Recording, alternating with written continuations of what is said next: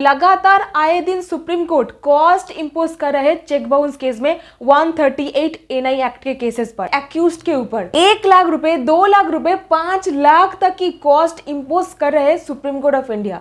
अब कॉस्ट लगाने का रीजन क्या है? कुछ तो ऐसा चेक बाउंस केस में गलती किया जा रहा है जिसके तहत कॉस्ट लगाया जा रहा है। तो क्या आपको करना है और क्या आपको नहीं करना है वो भी वीडियो के आखिर में आपको बता दूंगी। ऐसा लेटेस्ट अपडेट आपको बताऊंगी जहां पर honourable supreme court of India cheque bounce case में 5 लाख रुपए का कॉस्ट एक्यूज्ड के ऊपर लगा रहे हैं।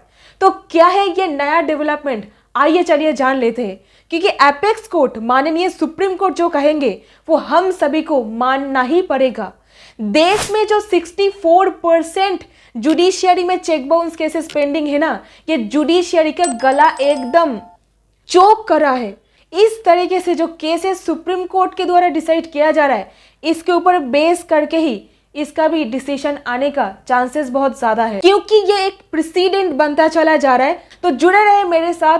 हाय एवरीवन, आप देख रहे हो डिकोड द लॉ। तो केस का नाम है Satish P Bhatt versus the state of Maharashtra, diary number 29002 2019 और डेट ऑफ ऑर्डर है 5 जनवरी 2024। पहले ही बता देती हूँ, कोर्ट्स का जो ऑर्डर है उसको प्लीज रिस्पेक्ट किया कीजिए, अवमानना मत कीजिए। अब क्यों, जरा देखिए। तो देखिए, हाल ही में ये केस में नोटिस किया गया है, honourable supreme court of India 5 lakh रुपए कॉस्ट इंपोज करे हैं एक्यूज्ड के ऊपर।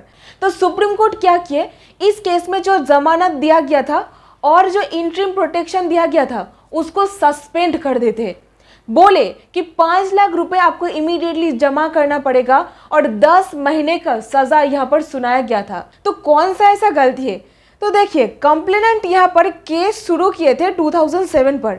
लिटिगेशन चला हुआ आ रहा था, 16 साल बीत गया था इस बात को। तो 16 साल से ये अमाउंट ड्यू होके पड़ा हुआ था, पैसा चुकाने की नाम ही नहीं ले रहे थे एक्यूज्ड पर्सन।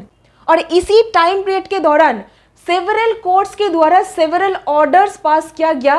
परसिस्टेंटली अभियुक्त सबके सब कोर्ट के ऑर्डर्स के डिसरेस्पेक्ट कर रहे थे, अवमानना कर रहे थे, उल्लंघन किया जा रहा था, जुडिशियल एफिशिएंसी को अंडरमाइन किया गया था। यानी कि जो जुडिशियरी का काम है कि आपको ये डायरेक्शन दिया जा रहा है, आपको ये काम करना है, आप नहीं कर रहे हो। इससे क्या हो रहा है, जुडिशियरी का काम करने का जो तरीका है यहाँ पर एक रुकावट आ रहा था। लगातार ये चीज करा जा रहा था और फाइनेंशियल रिस्पॉन्सिबिलिटीज का पालना यहाँ पर नहीं हो रहा था। सो ये अड़चन डालने के वजह से ट्रायल कोर्ट जा करके 5 करोड़ रुपए इमीडिएटली चुकाने के लिए बोले और इसी के साथ 10 महीने का जेल दिया गया अभियुक्त को। फिर अभियुक्त एग्रीड होकर के सेशंस कोर्ट में जाते, सेशंस कोर्ट से मैटर पहुंच जाता है हाई कोर्ट के पास। ये जो जेल दिया गया था इस सेंटेंस के खिलाफ, हाई कोर्ट में पहुंच के एक्यूज्ड का अकल ठिकाने आ जाता है। वो ये कहने लगते हैं कि हम लोग सेटलमेंट करने के लिए राजी है। फिर टोटल अमाउंट जो डिसाइड होता है वो कंप्लेनेंट पार्टी को देने के लिए राजी भी हो जाते हैं। फिर हाई कोर्ट देखे, चलिए सेटलमेंट पर अब राजी हो रहे हो, पैसा चुकाने के लिए भी आप अग्री हो। तो हाई कोर्ट क्या किए, तो चलिए आपको बेल पर रिहा किया जाता है, इंटरिम प्रोटेक्शन दे दिया जाता है। और इसी के साथ हाई कोर्ट ये भी बोले कि देखिए, अभी जो टाइम पीरियड डिसाइड किया गया है कि इस टाइम के अंदर अंदर आपको पैसा चुकाना पड़ेगा। अगर आप फर्दर आ करके ये कहने लगते हो कि ये टाइम पीरियड एक्सटेंड कर दिया जाए, हम लोग नहीं करेंगे, ठीक है ना। लेकिन यही होता है, एक्यूज्ड कोर्ट में जाता है, टाइम मांगता है, प्लस एक्यूज एक पैसा भी नहीं चुकाते कंप्लेनेंट पार्टी को, कोई भी रकम नहीं दिया जाता है सेटलमेंट अग्रीमेंट के हिसाब से। एक्यूज्ड अभी बेल पर रिलीज हो गया है। फिर क्या, हाई कोर्ट के नोटिस पर जब ये बात को लाया गया, high court immediately interim protection को विथड्रॉ कर लिए। फिर हाई कोर्ट कड़ा रूप अपना करके अपने डिसीजन पर बोलते हैं कि जो बेल पर रिलीज किया गया था और जो आपको इंटरिम प्रोटेक्शन दिया गया था उसको हम लोग सस्पेंड कर देते हैं। फिर मैटर हाई कोर्ट से सुप्रीम कोर्ट के पास गया, सुप्रीम कोर्ट भी हाई कोर्ट की इस ऑर्डर के साथ समर्थन कर देते हैं। यानी कि कहते हैं आपको 10 महीने का जेल आप काटना ही पड़ेगा। चेक बाउंस के दौरान जो पैसा बाउंस हो गया था उसको चुकाने के लिए डायरेक्शन पास कर देते हैं और इसी के साथ 5 लाख कॉस्ट आपके ऊपर लगाया जाता है।